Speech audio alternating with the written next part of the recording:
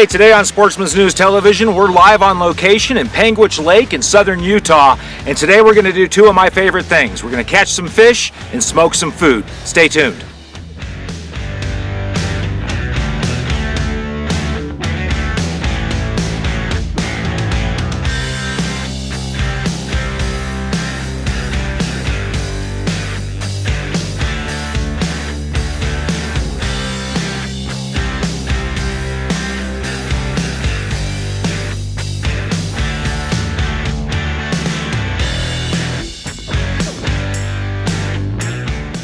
So we're out here at Panguitch Lake, and the fish from shore aren't really biting, but we got Daryl over here with his boat. He's out there able to get some, and Holly, the fishing manager from Sportsman's Warehouse in Cedar City, is out there helping us bring in some fish for the smoker.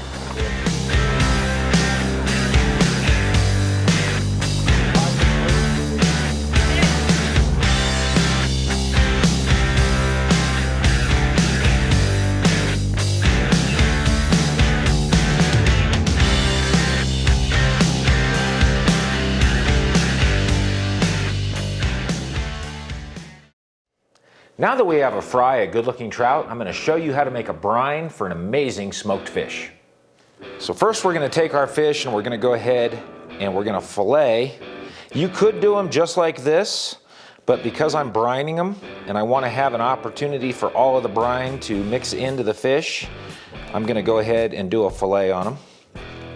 And I've already, and that's about the size I want. I want them chunked up about like that. Smoked trout, or really any tender white-fleshed fish, is a breeze to prepare and is a great snack. So you're going to start with a couple of pounds of fresh caught trout. We also have a couple pounds of Alaskan caught salmon. And this is to show that you can also do this with store-bought fish. It doesn't have to be something that you go out and catch. We happen to catch this in Alaska, but you can go right out to your supermarket and get some good fish and do the same recipe with it. The overall weight of the fish doesn't matter. What matters is that you make enough brine to cover it and that you want to get each piece evenly sized so that they smoke evenly. In this case, we're actually tripling this recipe that I'm about to give you. We're going to start with half a gallon of distilled water. I use distilled water because it doesn't have any minerals that are going to impart flavor into the mild flavor of the fish. Next, we're going to add 1 cup of coarse salt. You can use kosher salt. I'm using pink Himalayan salt. And again, we're tripling this recipe. Next, we're going to add half a cup of brown sugar. It's going to give it a nice sweetness. I'm adding half a teaspoon of dill, 1 teaspoon of allspice, 1 teaspoon of pepper. I like to use finely ground white pepper, and 1 teaspoon of onion powder.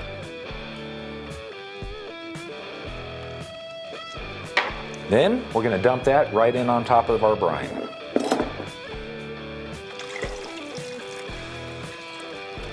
Now we're going to go ahead and add the juice from 1 lemon, and what that's going to do, it's going to impart a little bit of tartness with that sweet counterpoint. But it's also going to give the citric acid in there an opportunity to help break down the flesh of the fish so that the smoke can better absorb.